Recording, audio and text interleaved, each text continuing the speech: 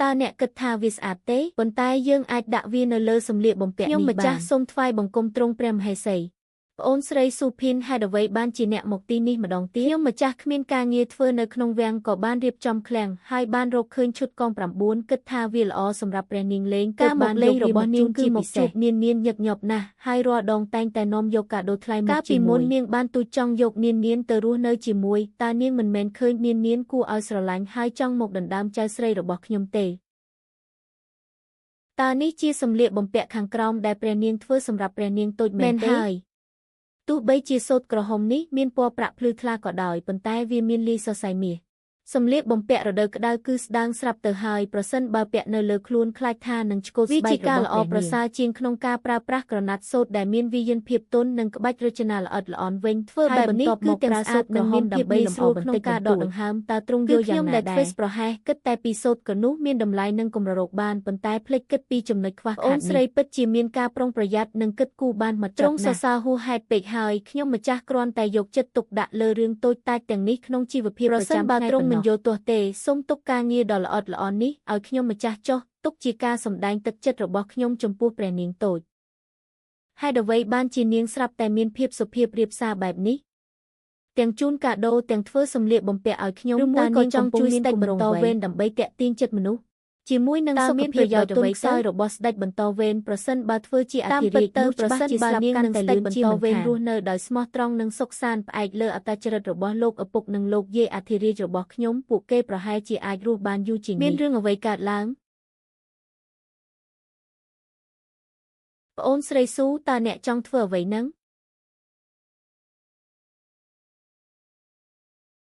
เนะมันเนียงสู้ส้มรงจำบันติก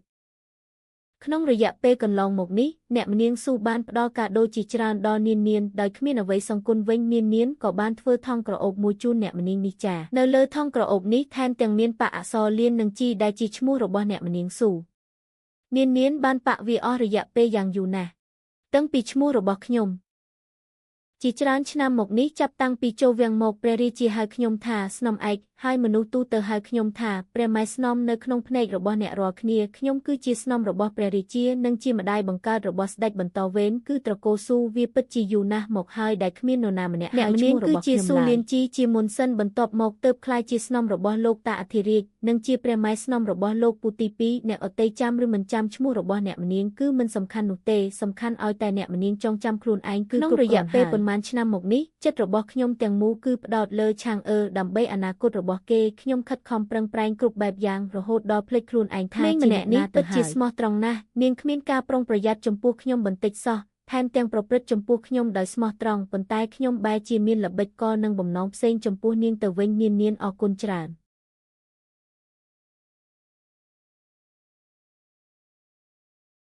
ช่างเปรมัยสนอมขยมโลกเยนิเยธาตรงบ้านเตอสำแดงการรอบอ่านจิมวยเขมงสไรโตลีเนียนเหมือนดังทาเปรมัยบ้านสำหรับจกใจได้ตาสำหรับจกใจเอาไว้เตอตาเปรมัยเหมือนบ้านเตอรีบจอมแผนการเลยเขมงสไรโตลีเนียนดับใบซองสักอโกนเตซองสักเอาไว้เตอก้มนิเยประเดประดาเนียนคือจีเขมงละอมันเนะให้เอาไว้บ้านจีขยมเตอเฟือบาบเนียงมันท่าไอเมียนกุมนัดเอาไว้นุเตก็มันเตอเฟือบาบเนียงได้หรือเตมันตรลบเตอเวงเตตาไอกำปงนิเยเปียประเดประดาเอาไว้นั้นประสันบาขมินลีเนียนมกบังกอบสะเตนุเปรมัยประหายจีมันเตอบ้านเกตุมเละดำนายปีสนามไอทมกบัดน้องธรรมดาลายปีโลกอภพนิก็บ้านเตอบ้าการลงบากได้หนึ่งโกนเอาที่ได้นงสภิเวทเนี่ยแบบนี้บนใต้ตรงใบจีกาปีนิกุเปเวลีเตเวงวันน่ะป่วยยังได้เมียนสภิแบบนี้เนเปนี้มันแมนมกปีเนียนเฟือบาบหนุเตคือมกปีป่วยยังเฟือครูนไอแต่เป็นน้องคือมกปีขยมละงงคลายตาลีเนียนนี้จีเบซาจะไว้เตอตาเนียงบ้านปลาละใบจะไว้คลาดำบงคือลุงลมโลกอปกแต่งตั้งเนียงจีเปรเนียงบรรทบหมกบดตีใบก็ปลุกแต่เนียงดอกดำนายเปรริติเยียดให้เป็นนี้สมใบแต่เปรไม้ก็เตอบ้านเนียงบอกปราได้ตาเนียงปัจจุบันดัดน้ำสำหรับใบดอกผู้ตรงเตอคือดำใบอันเตช่างไอเมอร์สถานเพียบปัจจุบันจอสได้รุ่ยหนึ่งไอบ้านดาเจนง่ายปีขณีแต่งสรงเตอหายรีไอขยมก็เตอบ้านเปรริจีตุ่มเละดำนายให้ไอก็กรอนแต่จีกำรัดเตียปนเนาะตุยเตอเว้งเปรริติเยียดมีนตีตั้งอย่างรังมอมให้โกนสไลแต่มวยกดระบอตรงก็เตอบ้านแต่งตั้งจีเปรเนียงโดยเปรริจีแทนเตียงตัวบ้านกาสลายอย่างคลังขนมสถานเพียบแบบนี้ตาไอมันจ้องเตอสำรบสำรู้จีมวยเปรริติเยียดเต ឬមួយក៏ចង់ទៅធ្វើបាបនាងហើយបន្តប្រជែងជាមួយព្រះរាជាភាពខ្សោយតាំងពីតូចតើពួកយើងអាចប្រជែងក្រុងរាជបានពិតមែនក៏ដោយសារតែរាងកាយរបស់ឯងនៅពេលនេះតើអាចទ្រទ្រង់បន្ទុកដ៏ធ្ងន់ធ្ងរនៃប្រទេសជាតិបានយ៉ាងដូចម្តេចស្ដាប់សម្ដីព្រះម៉ែទៅកុំប្រជែងទៀតអីពួកយើងទាំងពីរអ្នកម្ដាយនិងកូនរួមនៅដោយសុខសាន្តទើបជាផែនការយូរអង្វែងបាននិយាយពីល្បិចកនិងចំណេះដឹងតើខ្ញុំចាញ់ព្រះរាជទាយាទត្រង់ណាខ្លះតើហេតុអ្វីបានជាខ្ញុំមិនអាចដណ្ដើមរាជបល្ល័ង្កនេះបានឲ្យតែព្រះរាជទាយាទស្លាប់មុនមួយថ្ងៃឲ្យតែលោកឪពុកនៅតែមានព្រះជន្មខ្ញុំនៅតែមានឱកាសនៅតែមានឱកាសភាពចុះខ្សោយយ៉ាងខ្លាំងរហូតដល់សន្លប់បាត់ស្មារតីនិងមានព្រះរាជត្រជាក់ឡើងកម្ដៅខ្លាំងមិនព្រមចុះ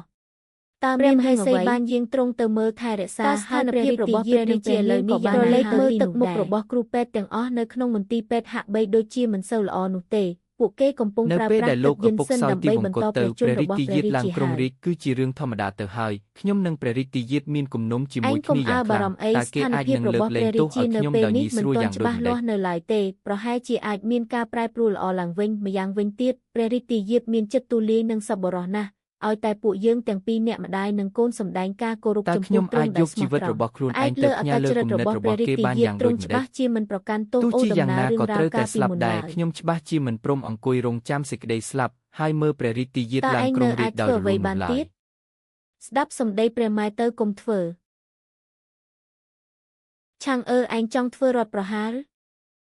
ពិតមែនហើយនៅពេលដែលលោកឪពុកសោយទីវង្គតទៅខ្ញុំនឹងប្រកាសប្រាប់អ្នកខាងក្រៅថាព្រះរាជទាយាទសម្រាប់ព្រះរាជាធ្វើបែបនេះខ្ញុំនាំទ័ពទៅបង្ក្រាបការបះបោរគឺជារឿងសំហេតុផលបំផុតឲ្យតែអាចកម្ចាត់ព្រះរាជទាយាទបាននោះរាជបល្ល័ង្កនេះមុខជារបស់ខ្ញុំជាមិនខាន